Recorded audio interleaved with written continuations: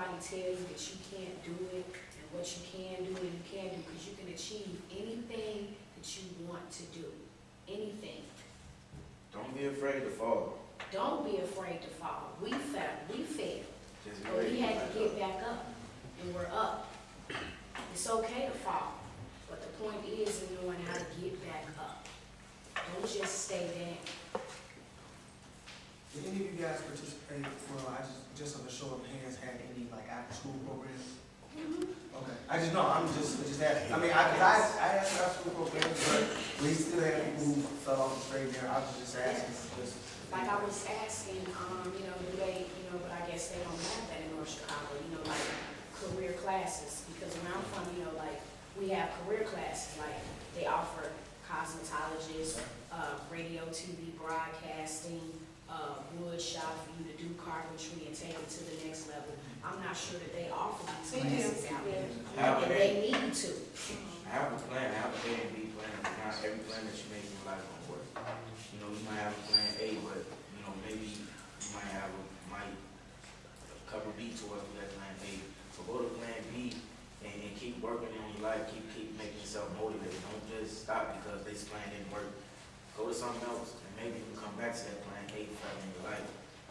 So always make things that you want to do in your life and keep going for every single one of them. SAVE is actually an after-school program, and we have been getting a lot of help from the radio and TV program with Mrs. Berry. And so that actually goes into the next thing that I want to talk about. What's the role of technology in education? Do you guys feel as if you have access to computers, as if you guys are, at the front of the line in terms of education? How do you feel, where do you feel you're at with technology and education? We have a big role in technology nowadays. Since we have more computers, more electronics, iPods, iPhones. Kids are getting more into electronics now, so I think like some schools should advance to a certain technology. So since some kids are into technology now. So you're into technology. Do you feel like your school is into technology? Well, somewhat the schools are into technology. And somewhat it is. We have computer classes, and in some classes we just don't have computers at all. Anybody else want to talk about technology and education? We're going to totally jump into a different topic. We're going to talk about safety. So the first thing that I want to ask you all is, what is the biggest safety concern for you in the community? Okay. Is it cyberbullying? Is it not feeling safe to walk to school? What's the concern that you have about safety in your community? Bullying? I have like bullying, but like fighting. Like I'm scared. Like I can't walk down the street and somebody comes fighting, and they'll ignore me. So I guess it's probably the bullying.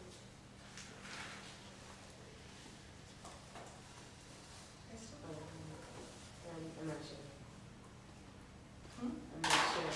So you feel fairly safe? No, I'm not sure what to say. Oh, how many do you have? She said bullying. I think like the community. You just don't feel safe generally, like Yeah. walking by yourself? Yeah. So it's because there's like drugs and gangs and all types of violence around. Do you guys have any safety issues? I know that this is kind of probably different from Chicago, so. Yeah, I should like speed. You're more safe out here than you. I'm saying, real. The main thing you need to worry about here is raccoons. Jumping out to get you. What about you, Brenda? What's the safety concern you have?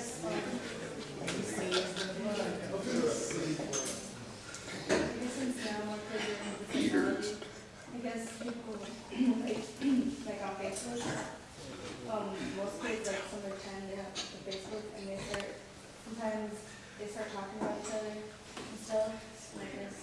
Like they care about it and then they want to fight at school and then they kill them.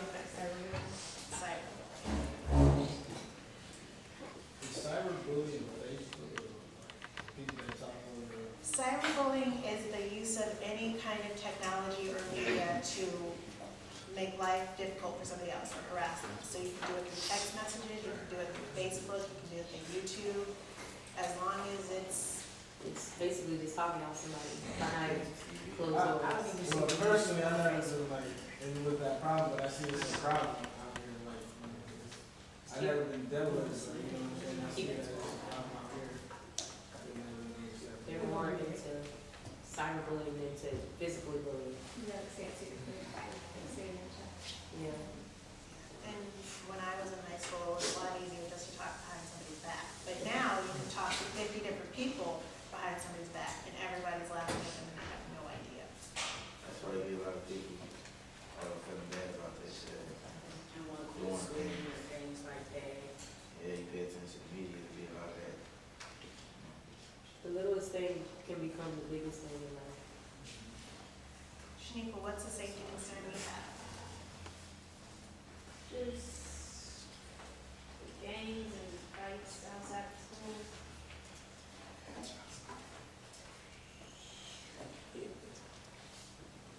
Oh, at Charleston, they do that, but see, like, in Chicago, you just can't walk up to my school, like, the police has got like a barricade. Seriously, You you can't see just no walk to the barricades school. around North Chicago. I mean, the police not posted when y'all get out You there. probably got none of that. a police car too, and the bad thing, you got like, I'm just saying, like, cause she just said, like, I know you go to North Chicago, right? And you just said that y'all, get fights after school and all that, and I probably heard of it, I don't know. But,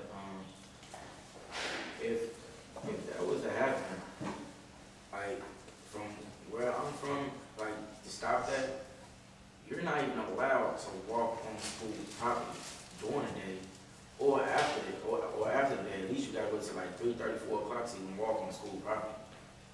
So that's how you barricade and keep the issue from the outside, at least inside the school. Except for drugs.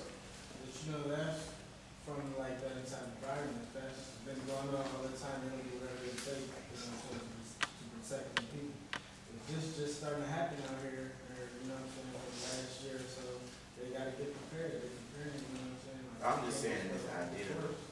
Question is, how do you think they can be better prepared for it? If it's just happened in the last year, I mean, like security, more, more on point, not just, granted the police station across the street from the school. Right, is there a reason why they not up there when students get out? I mean, like, they're posted. I mean, students feel students feel that their safety in danger, and I feel like, I can't really say what they can do, but I feel like the students need to know what issue as far as resolve it.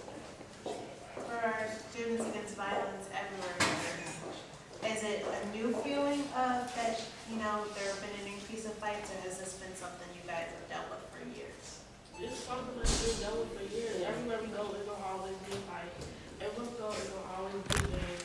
Everywhere we go, it's gonna always be the same thing. So it's not like just one station place. It might be more than one single place. It's gonna always be that one thing that's not. It's everywhere. So I mean, like, yeah, it's increasing here, but like, it's not to the point where. Chicago, when they be doing riots every day, it'll be a fight, the police come, arrest them or whatever, and then it'll be it. It's not like no big riot day after day after day after day. It's like, just a fight every once in a while in Chicago. No Chicago. Right, that was like the only one for the year, right?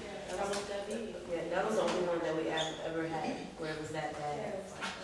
And then you guys had cops in the building? Yeah, we have police everywhere. We can't get in the building without an ID because they're just, yeah.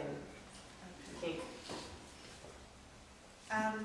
Maurice and Marcel, I never got your safety concerns.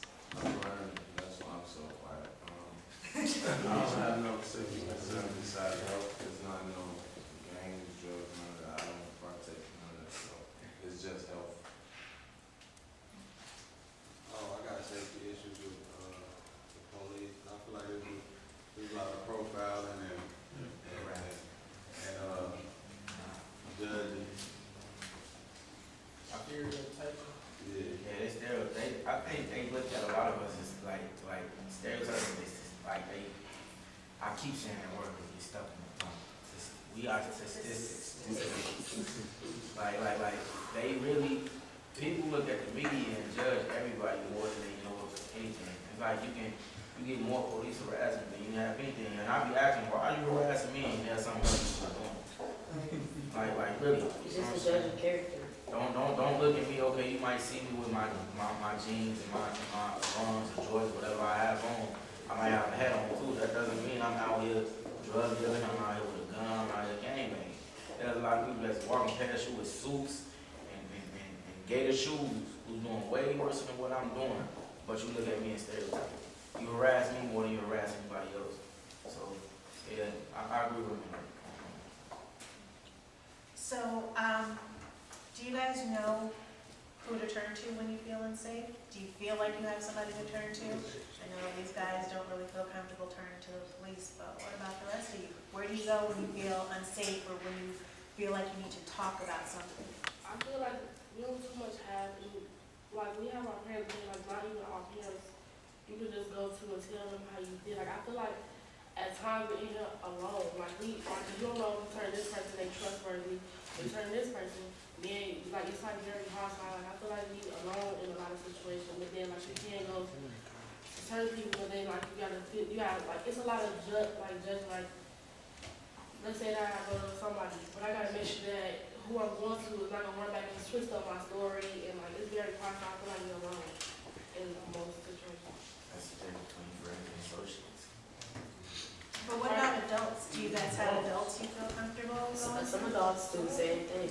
Like some, you listen to them and just because they say for kids, adults, they have the same perspective as children too. Like when you say something something goes out one ear, goes out the other. Goes in one ear, goes out the other. I'll be honest, I went to my siblings, like, they're like in their like mid-20s and they graduated from Chicago back in like 2004 and stuff. So I wouldn't go to my parents because they don't really know what it's like to like go to Chicago schools and stuff like that. So I would go to my siblings because like they went there, they probably went through some of the stuff I went through and stuff like that. You only have to have a circle. You trust yourself. Right, but you can trust them. You can trust a person. You can know them very well, and they can turn around and do some stuff that you never thought they would done.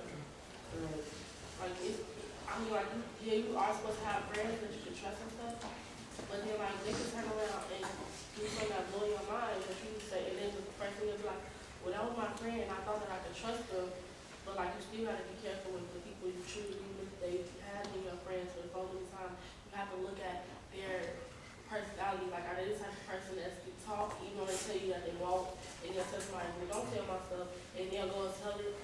Like, you gotta look at this person's personality on how they take themselves and how they take other people's stuff. What about issues of emotional health? Do you guys know where to turn for depression or cutting or dating abuse? Do you feel like you have adults that you can go to? Somebody want to tell me why not? I mean, because most of the time the adults going through the same thing you're going through. Like, being honest, the adults be more stressed out than the kid. So you just talk to them, you say they